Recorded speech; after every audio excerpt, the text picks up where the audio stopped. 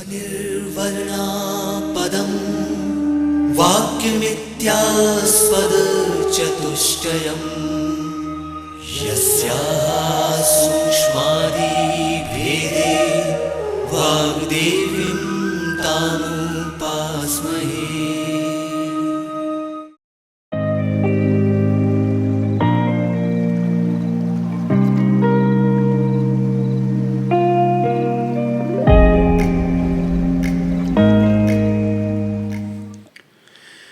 विद्यार्थियों, भोज विश्वविद्यालय के वीडियो कार्यक्रम में आप सभी का स्वागत है। Hello, I am doctor Brajesh Kumar Sharma. I am here to present my views on analytic and synthetic approach. विद्यार्थियों, आज हम विश्लेषण एवं संश्लेषण उपागमों पर चर्चा करेंगे। सर्वप्रथम हम इसके प्राप्य उद्देश्यों की चर्चा करेंगे। वे उद्देश्य इस प्रकार हैं। विश्लेषण एवं संश्लेषण उपागमों को परिभाषित कर सकेंगे। विश्लेषण एवं संश्लेषण उपागमों में अंतर स्पष्ट कर सकेंगे। विश्लेषण एवं संश्लेषण उपागमों के गुण दोष क्या हैं, यह जान सकेंगे। अतः हम विश्लेषण एवं संश्लेषण उपागमों से संबंधित संपूर्ण जानकारी प्राप्त कर सकेंगे, जिससे कि हम गणितीय अध्ययन अध्यापन सरलता से कर सकेंगे। तो प्रस्तुत विषय पर चर्चा प्रारंभ करने से पूर्व महत्वपूर्ण उपागमों की चर्चा करते हैं। यहाँ कुछ महत्वपूर्ण उपागम इस प्रकार हैं। प्रॉब्लम सॉल्विंग अप्रोच अर्थात समस्या समाधान उपागम। इंडक्टिव एंड डिडक्टिव अप्रोच अर्थात आगमन एवं निगमन उपागम। एनालिटिक एंड सिंथेटिक अप्रोच अर्थात विश्लेषण एवं संश्लेषण उपागम। ह्यूरिस्टिक अप्रोच अर्थात अन्वेषण उपागम। और कंस्ट्रक्टिविस्ट अप्रोच अर्थात रचनावादी उपागम है। विद्यार्थियों, तो ये कुछ महत्वपूर्ण उपागम हैं जिनका समस्याओं के समाधान में उपयोग किया जाता है। अब हम एनालिटिक एंड सिंथेटिक अप्रोच अर्थात विश्लेषण एवं संश्लेषण उपागम की विस्तृत चर्चा करेंगे। इस दिशा में बढ़ते हुए विश्लेषण एवं संश्लेषण उपागम के अर्थ को समझने का प्रयास करेंगे। विश्लेषण उपागम के अंतर्गत समस्या को विभिन्न सूक्ष्म समस्याओं में विच्छेदन करते हुए अज्ञात से ज्ञात की ओर बढ़ते हैं। इस उपागम में ज्ञात करना होता है या सिद्ध करना होता है, उससे आरंभ करते हैं। इस प्रकार ज्ञात करते करते जो कुछ दिया होता है उस तक पहुंच जाते हैं। पूर्ण समस्या को सूक्ष्म भागों में विच्छेदित करते हुए अब सारी चिंतन का उपयोग करते हुए समाधान तक पहुंच जाते हैं। इस प्रक्रिया में अब हम यह पाते हैं कि पूर्ण समस्या को सूक्ष्म पार्ट्स में या छोटे छोटे भागों में विभाजित करते हैं, विच्छेदित करते हैं। अर्थात जो भी समस्या है, जो पूर्ण समस्या है, जहाँ पहुँचना है, उसको हम छोटे छोटे पार्ट्स में देखते हैं, एक सूक्ष्म पार्ट्स में देखने की कोशिश करते हैं। अर्थात हम अज्ञात से ज्ञात की ओर बढ़ते हैं। जो भी कुछ हमें सिद्ध करना है या जो भी कुछ हमें प्राप्त करना है, वहाँ से शुरुआत करते हुए जो भी कुछ दिया गया है वहाँ पर पहुँचने की कोशिश करते हैं। यहाँ पर हमने अवसारी चिंतन का भी उपयोग करने की बात कही है। अवसारी चिंतन यहाँ पर क्या है? अवसारी चिंतन की हमें बात करना है। अवसारी चिंतन का हम कैसे उपयोग करेंगे? अब अज्ञात से ज्ञात की ओर बढ़ना है ना? पूरी तरह से हम किसी एक विषय को लेकर के चल रहे हैं, किसी एक पार्ट को लेकर के चल रहे हैं और उसे छोटे छोटे पार्ट्स में देखना है ना? विभिन्न पार्ट्स में देखने की बात कर रहे हैं। तो हम अवसारी चिंतन मीन्स हम उसे विस्तृत रूप से देखने की कोशिश कर रहे हैं, है ना? हम जो भी हमारे पास ज्ञान है, जो भी कुछ हमारे पास जानकारी है, उसका उपयोग करते हुए जो कुछ सिद्ध करना है उसको अपसारी रूप से देखने की कोशिश कर रहे हैं, छोटे छोटे पार्ट्स में विभिन्न दिशाओं में प्रेषित करते हुए, विभिन्न दिशाओं में बढ़ते हुए, विभिन्न दिशाओं में उस पार्ट में उस समस्या को विभाजित करते हुए देखने की कोशिश करते हैं, और फिर हम जो कुछ दिया गया है वहाँ तक पहुँचने की बात करते हैं। क्लियर? अब हम वहीं पर देखने की कोशिश करते हैं कि संश्लेषण उपागम में तथ्यों का संयोजन करते हुए ज्ञात से अज्ञात की ओर बढ़ते हैं। अब हम संश्लेषण उपागम की चर्चा यहाँ पर कर रहे हैं कि संश्लेषण उपागम में हम किस प्रकार से प्रक्रिया में आगे की ओर बढ़ते हैं। वही हम संश्लेषण उपागम में तथ्यों का संयोजन करते हुए ज्ञात से अज्ञात की ओर बढ़ते हैं। जब कोई समस्या सामने आती है तो समस्या में सबसे पहले दी गई समस्त सूचनाओं को एकत्र करते हुए और फिर उसे हल करते हैं, अर्थात समस्त सूचनाओं को एकत्र करते हुए अभिसारी चिंतन का उपयोग करते हुए समाधान तक पहुंचते हैं। यहाँ पर भी यही बात है, तथ्यों का संयोजन करना है। जो भी कुछ हमारे पास है उसका संयोजन करना, उसको संयोजित करते हुए ज्ञात से अज्ञात की ओर बढ़ते हैं। जो हमारे पास जानकारी है उनसे बढ़ते हुए अज्ञात तक पहुंचने की कोशिश करते हैं, अर्थात जो कुछ दिया हुआ है वहाँ से शुरुआत करते हुए जो कुछ प्राप्त करना है या जो कुछ सिद्ध करना है वहाँ पर बढ़ने की कोशिश करते हैं। यहाँ पर भी अभिसारी चिंतन की चर्चा हुई, अभिसारी चिंतन की बात हुई, अर्थात अभिसारी चिंतन का प्रयोग करते हुए, अनुप्रयोग करते हुए, उपयोग करते हुए आगे की ओर बढ़ते हैं। अभिसारी चिंतन से तात्पर्य हमारा यह है कि जो भी कुछ हमारे पास जानकारी है उनका संयोजन करते हुए हम आगे की ओर बढ़ते हैं, एक बिंदु तक पहुंच करके आगे की ओर बढ़ने की कोशिश करते हैं, प्रयास करते हैं। अब हम पूर्ण प्रक्रिया को एक उदाहरण के माध्यम से समझने की कोशिश करते हैं, समझने का प्रयास करते हैं। हमारे सामने एक प्रश्न है, यदि A/B बराबर C/D हो तो सिद्ध कीजिए कि AC प्लस 4B² बटे BC बराबर C² प्लस 4BD बटे DC। ये हमें सिद्ध करना है।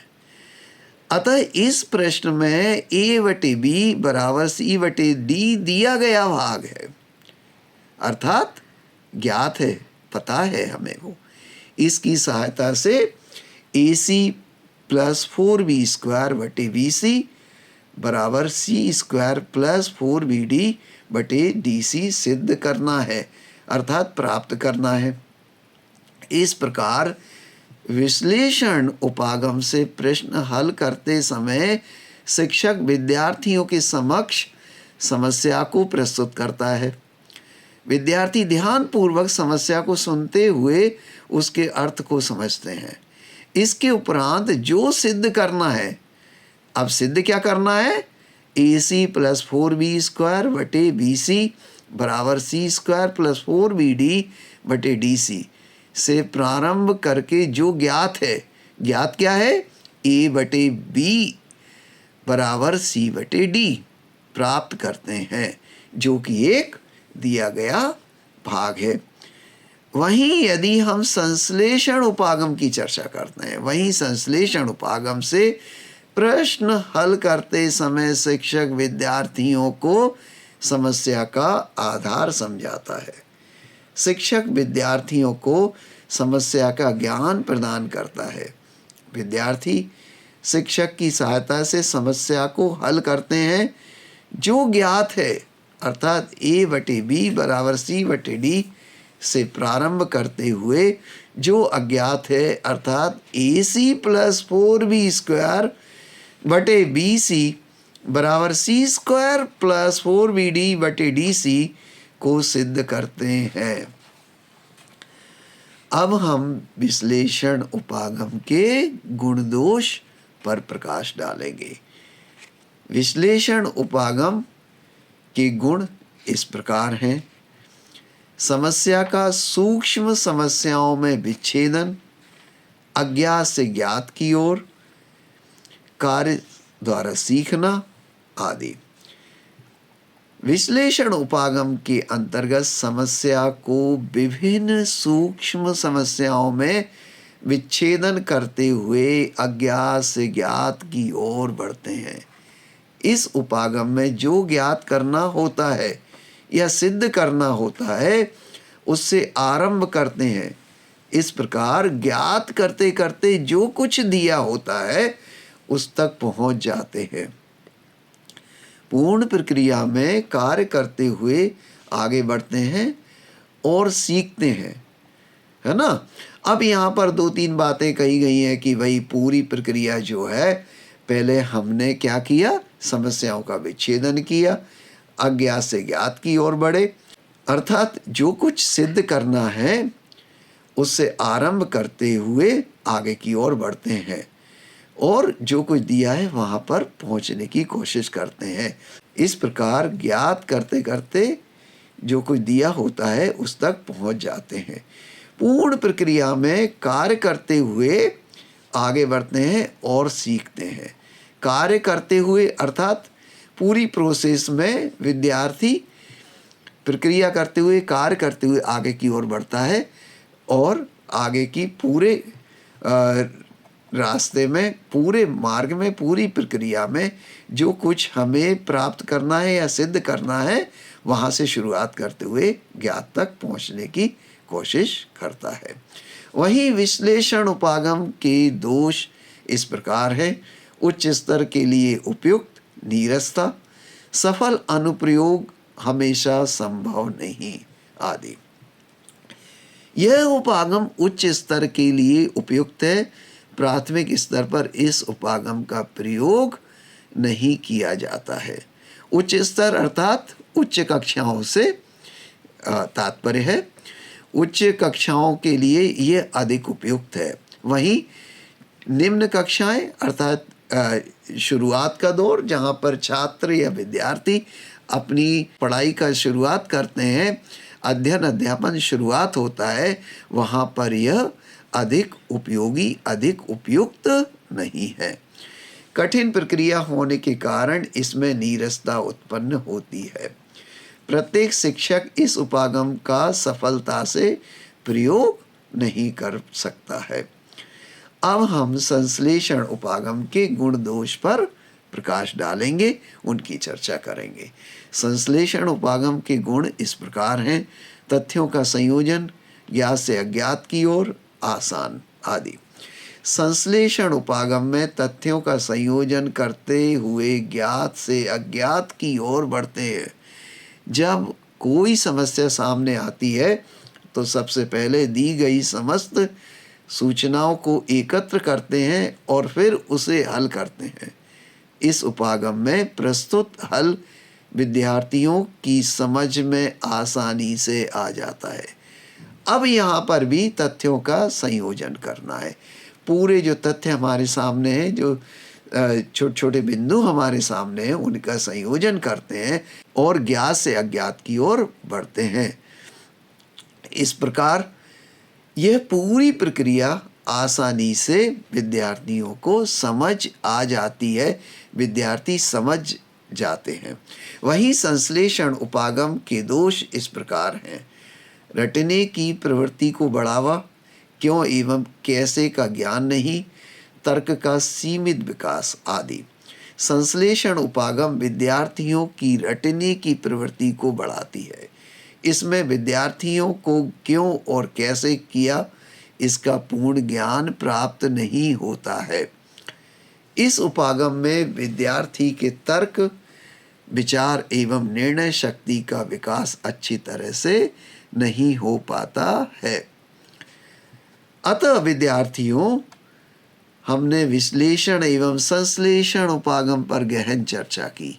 यहाँ उनकी परिभाषा, उदाहरण के साथ उनके गुण दोषों की चर्चा की।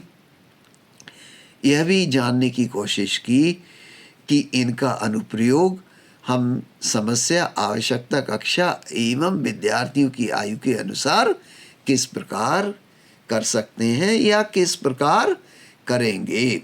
अतः विद्यार्थी, अब हम कुछ अभ्यास प्रश्नों की चर्चा करेंगे जो कि परीक्षा की दृष्टि से उपयोगी हों। विश्लेषण एवं संश्लेषण उपागम क्या है, विस्तार से चर्चा कीजिए या विस्तार से बताइए। यहाँ पर विद्यार्थियों यह आवश्यक होगा कि विश्लेषण एवं संश्लेषण उपागम को परिभाषित करते हुए उदाहरण द्वारा उसकी विवेचना करें या उसको उदाहरणों द्वारा समझाने का प्रयास करें। विश्लेषण एवं संश्लेषण उपागम के गुण दोष पर प्रकाश डालिए।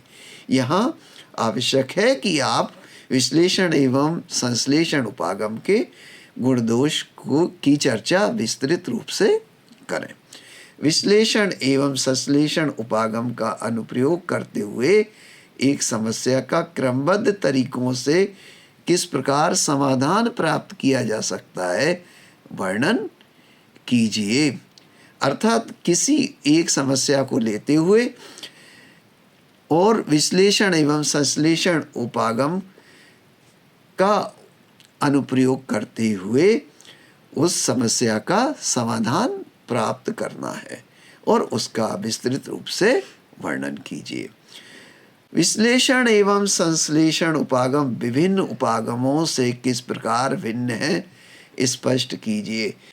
यहाँ पर विद्यार्थियों विश्लेषण एवं संश्लेषण उपागमों की चर्चा इस प्रकार से करना होगी कि यह पता चल सके कि यह अन्य उपागमों से किस प्रकार भिन्न है या अलग है, और इस पूरी प्रक्रिया को विस्तृत रूप से आपको यहाँ चर्चा करने की या विवेचना करने की आवश्यकता है।